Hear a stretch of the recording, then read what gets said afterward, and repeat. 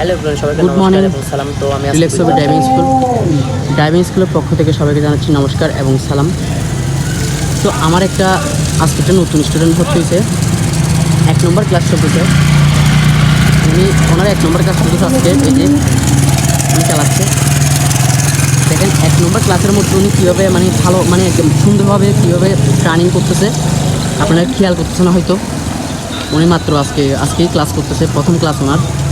আসলে উনি পারতেছে যে সেটার একটা কারণ আছে, কারণ উনি হচ্ছে যে সাইকেল পারে, যার কারণে এই জন্য আপনার ব্যালেন্সটা করতে অসুবিধা হচ্ছে না।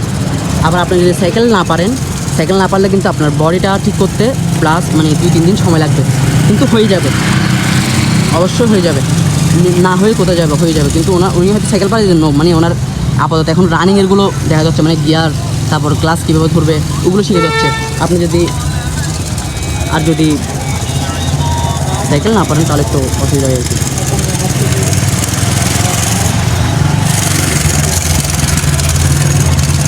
দাঁড়াও,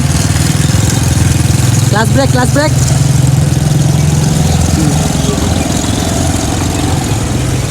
উনি দেখেন কীভাবে টার্নিং করবে এখন।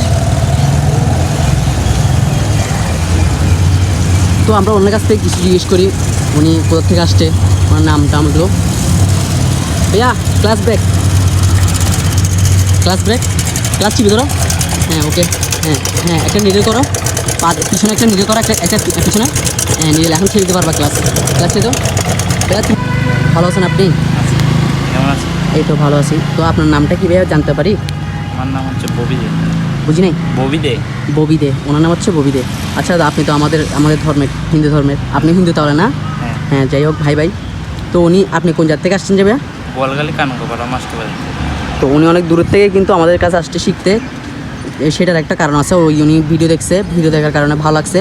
তো দেন আমাকে কালকে নক করার পরে তারপর উনি আজকেই চলে আসছে, কারণ ওনার মাথা বুদ্ধি দিচ্ছে, ওনার থেকে শিখতেই হবে বাইক যেমনি হোক।